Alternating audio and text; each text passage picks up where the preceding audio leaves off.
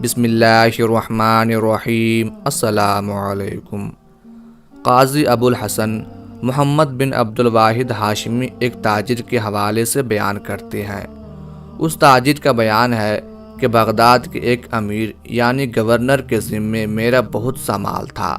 میں نے جب اس سے اپنے مال کا مطالبہ کیا تو وہ ٹال مٹول کرنے لگا، بلکہ میرا حق دینے سے انکار کر دیا۔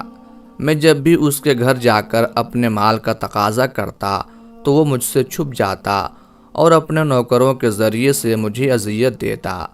میں جب عاجز آ گیا تو اس مقدمے کو آگے بڑھایا اور جا کر وزیر کے پاس شکوہ کیا، مگر میری شکایت سدا بصہرا ثابت ہوئی۔ میں نے حکومت کے دیگر حکام و امراء کا دروازہ بھی کھٹکھٹایا، مگر وہاں بھی میری شکایت نقار خانے میں طوطی کی آواز ثابت ہوئی۔ ادھر میرا مال غصب کرنے والا امیر مسلسل مجھے دھمکیاں دیتا رہا اور میرا مال لوٹانے سے انکار کرتا رہا۔ میں نے اپنے مال کے حصول کے لیے بڑی تگ و دو کی۔ جہاں جہاں اور جن جن سے مجھے امید تھی یا امید دلائی گئی، میں وہاں شکایت لے کر پہنچا، مگر میری تمام تر کوشش لا حاصل رہی۔ غرض میں مایوس ہو کر بیٹھ گیا اور اپنے دل کو یہ کہہ کر مطمئن کر لیا کہ اب اپنے مال کی واپسی کی امید رکھنا فضول ہے اور وقت کا ضیاع ہے۔ میرا دل مطمئن کیا ہوتا، امیر کے اس رویے سے مجھے سخت تکلیف ہوئی۔ حزن و ملال اور غم و اندوہ کا ہجوم میرے دل و دماغ کو برابر کچوکے دے رہا تھا۔ میں حیرانی و پریشانی کی کشمکش میں تھا کہ کہاں جاؤں، کس سے شکایت کروں، میرا دکھ کون سنے گا، میری داد رسی کون کرے گا۔ میں اس فکر میں تھا کہ ایک آدمی نے مجھ سے کہا، فلاں خیاط یعنی درزی کے پاس کیوں نہیں جاتے جو مسجد کی امامت بھی کرتا ہے، ہو سکتا ہے وہ تمہارے اس مقدمے کا کوئی مثبت حل نکال دے۔ میں نے اس سے کہا، بھلا وہ خیاط یعنی درزی اس ظالم امیر کا کیا کر سکتا ہے، جبکہ حکومت کے سرکردہ لوگ بھی اس ظلم سے چھٹکارا نہیں دلا سکے۔ اس آدمی نے مجھ سے کہا، تم نے آج تک جن جن سورماؤں کے پاس امیر کی شکایت کی ہے وہ بھی اس درزی امام کے سامنے ہیج، اور امیر اس امام سے نسبت دوسروں کے زیادہ ہی خوفزدہ ہے۔ تم اسی امام کے پاس جا کر اپنا مقدمہ پیش کرو، ممکن ہے کوئی حل نکل آئے۔ چنانچہ میں نے اس آدمی کا مشورہ مان کر اس درزی امام کی خدمت میں جانے کا فیصلہ کر لیا جس کی اس نے نشاندہی کی تھی۔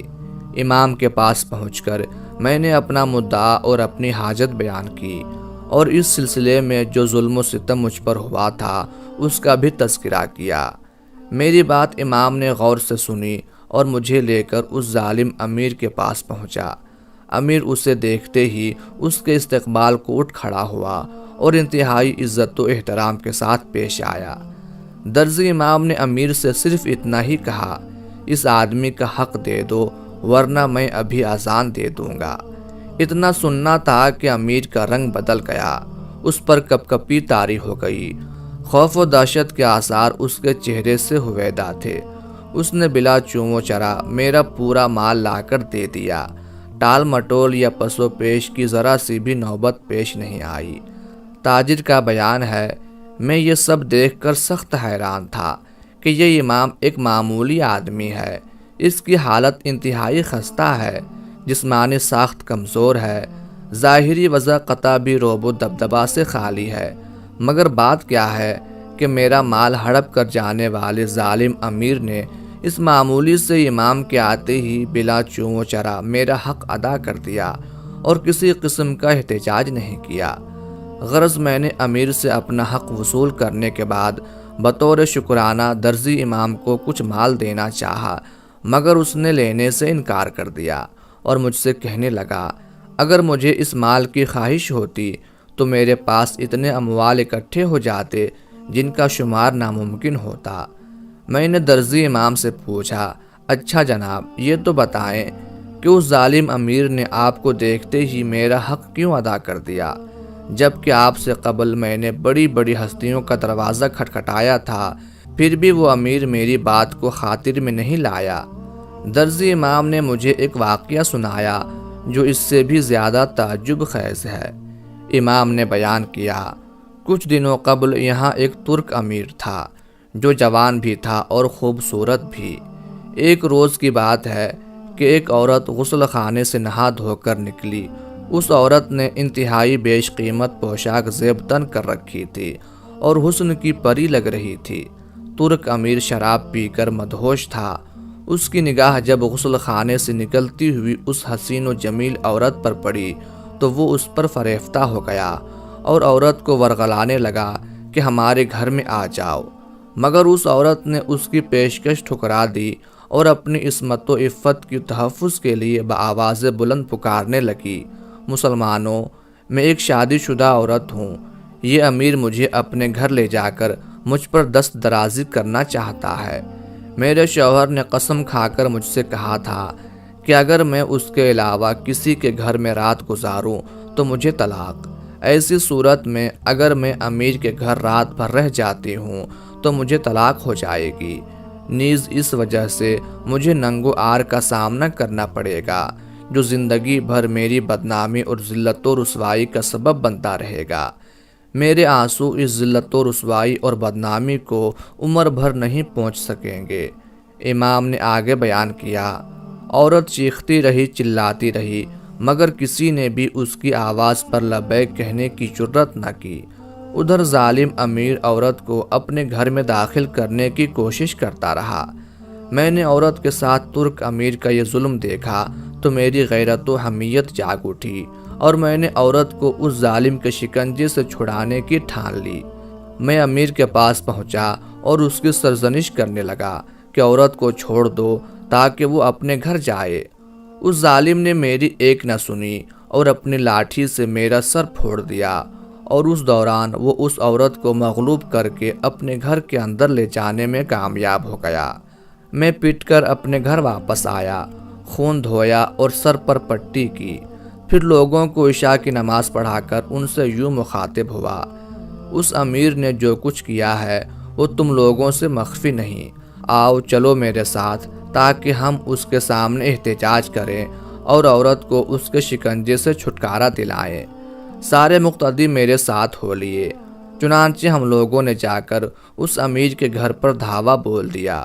امیر اپنے سپاہیوں اور نوکروں کے ساتھ نکلا جو اپنے ہاتھوں میں لاٹھیاں اور لوہے کے گرز لیے ہوئے تھے۔ پھر انہوں نے ہم لوگوں کو مارنا شروع کر دیا۔ امیر نے خاص طور سے مجھے گھیر لیا اور بہت مارا، حتیٰ کہ میں لہو لہان ہو گیا۔ میں وہاں سے دھکے دے کر نکالا گیا۔ یہ ہماری ذلت و رسوائی کی انتہا تھی، غرض ہمیں مقصد میں کامیابی کی بجائے ذلیل ہو کر وہاں سے لوٹنا پڑا۔ مجھے تو اس قدر شدید مار پڑی تھی کہ سخت تکلیف اور خون بہنے کی وجہ سے گھر کے راستے کی صحیح سمت بھی معلوم نہیں ہو رہی تھی۔ میں جیسے تیسے گھر پہنچا اور فرش پر لیٹا رہا، مگر نیند کہاں سے آئے۔ میں بے حد مضطرب و پریشان تھا کہ کون سا طریقہ اختیار کر کے اس مظلوم عورت کو اس ظالم امیر کے پنجے سے چھڑاؤں تاکہ وہ اپنے گھر چلی جائے اور اس کی طلاق واقع نہ ہو سکے۔ میں اسی کشمکش میں تھا کہ اچانک اللہ تعالیٰ نے میرے دل میں ایک بات ڈالی، وہ یہ کہ میں اس وقت صبح کی اذان پکاروں تاکہ امیر یہ سمجھ کر عورت کو اپنے گھر سے نکال دے کہ شاید فجر طلوع ہو چکی، اور پھر وہ عورت اپنے گھر چلی جائے تاکہ اس کو طلاق نہ ہو۔ چنانچہ میں مینارے پہ چڑھ کر امیر کے گھر کی طرف دیکھنے لگا کہ دروازہ کھلا یا نہیں اور کیا عورت گھر سے نکلی ہے یا نہیں۔ پھر میں نے اذان دے دی، لیکن عورت امیر کے گھر سے نکلتی ہوئی نظر نہیں آئی۔ اب میں نے عزم کر لیا کہ اقامت بھی کہہ دوں تاکہ امیر کو بالیقین معلوم ہو جائے کہ فجر طلوع ہو چکی ہے، پھر وہ عورت کو گھر سے نکال دے۔ میں ابھی اقامت کہنے کے لیے سوچ ہی رہا تھا کہ یکایک ایک راستہ گھڑ سواروں اور پیدل چلنے والے سپاہیوں سے بھر گیا، اور وہ سب یک زبان ہو کر کہنے لگے، اس وقت اذان دینے والا کہاں ہے؟ میں کہنے لگا، میں نے اذان دی ہے۔ میں اس اذان سے تم لوگوں کی مدد حاصل کرنا چاہتا تھا، لہٰذا تم لوگ میری مدد کرو۔ سپاہیوں نے کہا، پہلے مینارے سے نیچے اترو اور امیر المومنین معتضد باللہ کے پاس چل کر اپنی صفائی پیش کرو کہ اس وقت تم نے اذان کیوں دی ہے۔ جب میں خلیفہ معتضد باللہ کے پاس پہنچا تو وہ خلافت کی مسند پر بیٹھا ہوا تھا۔ میں اسے دیکھ کر کانپ گیا اور میرے رونگٹے کھڑے ہو گئے۔ خلیفہ نے مجھے قریب ہونے کو کہا۔ میں قریب ہوا اور میرا حال یہ تھا کہ میرا جسم تھرا رہا تھا۔ خلیفہ نے کہا، تیرا خوف ختم اور دل مطمئن ہونا چاہیے۔ پھر خلیفہ نے میرے خوف و دہشت کو ختم کرنے کے لیے انتہائی نرمی سے گفتگو کی اور میرے ساتھ ملاطفت کرتا رہا، حتیٰ کہ میں بالکل مطمئن ہو گیا اور دہشت کی وجہ سے جو کیفیت میرے اوپر طاری تھی وہ زائل ہو گئی۔ پھر خلیفہ گویا ہوا، تم ہی ہو جس نے اس وقت اذان دی ہے؟ میں نے عرض کی، جی ہاں اے امیر المومنین۔ خلیفہ نے پوچھا، بات کیا ہے؟ اس وقت اذان کیوں دی ہے جبکہ ابھی اذان فجر میں خاصا وقت باقی ہے؟ تمہاری اس اذان سے نہ جانے کتنے روزے داروں، مسافروں اور نمازیوں کو دھوکہ ہوا ہوگا۔ میں نے عرض کی، امیر المومنین، اگر مجھے امان کا پروانہ جاری کر دیں تو میں حقیقت حال سے آگاہ کروں۔ خلیفہ نے کہا، ہاں میری طرف سے امان ہے، اپنی بات بلا جھجک بیان کرو۔ پھر میں نے خلیفہ کو پوری داستان سنا ڈالی۔ داستان سنتے ہی خلیفہ غصے سے لال پیلا ہو گیا اور اپنے سپاہیوں کو حکم دیا کہ اس ظالم امیر اور اس کے شکنجے میں پھنسی عورت کو ہر حالت میں فوراً حاضر کیا جائے۔ آنن فانن وہ دونوں حاضر کیے گئے۔ خلیفہ نے چند معتمد خواتین کے ساتھ اس عورت کو اس کے گھر بھیج دیا اور اس کے شوہر کو یہ کہلا بھیجا کہ وہ اپنی بیوی سے درگزر کرے اور اس کے ساتھ احسان کرے، کیونکہ اس کی بیوی معذور ہے اور اس پر زبردستی دسترازی ہوئی ہے۔ پھر خلیفہ اس نوجوان ترک امیر کی طرف متوجہ ہوا، تیرے پاس مال و دولت کے ساتھ ساتھ بیویاں اور لونڈیاں کتنی ہیں؟ امیر نے خلیفہ کو بتایا کہ اس کے پاس بہت سارا مال ہے، بیویاں بھی ہیں اور بہت سی لونڈیاں بھی ہیں۔ خلیفہ نے کہا، تیری بربادی ہو، تیرا ناس ہو، اللہ تعالیٰ نے تیرے اوپر اتنے سارے احسانات کیے ہیں، پھر بھی تو حرمات و حدود الہی کو پھلانگ گیا اور اس قدر جرت مندانہ اقدام کیا کہ جس آدمی نے تجھے برائی سے روکا اور بھلائی کا حکم دیا اس کی پٹائی کر دی، اس کو ذلیل و رسوا کیا اور اس کو لہو لہان کر دیا۔ خلیفہ کی باتوں کا اس مجرم امیر کے پاس کوئی جواب نہ تھا۔ خلیفہ نے اپنے سپاہیوں کو حکم دیا، اس کے پاؤں میں بیڑیاں اور گردن میں توق ڈال کر بوری کے اندر ڈال دو اور لاٹھیوں سے اس کو خوب مارو۔ سپاہیوں نے خلیفہ کے حکم کی تعمیل کی۔ مجرم امیر کے پیروں میں بیڑیاں پہنائی گئیں، اس کی گردن میں توق ڈالا گیا اور اسے بوری میں ڈال کر اس کے اوپر لاٹھیاں برسائی جانے لگیں۔ وہ زور زور سے چیخ رہا تھا، ہائے ہائے کہہ کر چلا رہا تھا، مگر کوئی اس کو رحم کی بھیک دینے کو تیار نہ تھا، کوئی اس کی آواز پر کان دھرنے والا نہ تھا۔ چلاتے چلاتے اس کی آواز یکا یک پست ہو گئی اور پھر اس کے بعد خلیفہ کے حکم سے اس کو اٹھا کر بوری سمیت دریائے دجلہ میں پھینک دیا گیا۔ اس عبرتناک سزا کے بعد خلیفہ معتضد باللہ نے اس کا وہ مال و جائیداد جسے اس نے ظالمانہ و غاصبانہ طور پر اپنے قبضے میں کر رکھا تھا، بیت المال میں ضم کرنے کا حکم دیا اور پھر غیرت و حمیت سے سرشار اس مرد صالح درزی امام کی طرف یہ کہتے ہوئے متوجہ ہوا، امام صاحب آپ جائیں، اس کے بعد کسی بھی قسم کا منکر دیکھیں اور اس کا ارتکاب کرنے والا خواہ کوئی بھی ہو، اگر آپ مجھ تک پہنچ سکتے ہیں تو آ کر مجھ سے شکایت کریں، اور اگر آپ مجھ تک نہ پہنچ سکیں تو اسی وقت اذان دے دیں، جیسے اس مقدمہ کو منظر عام پر لانے کے لیے آپ نے اذان دی تھی۔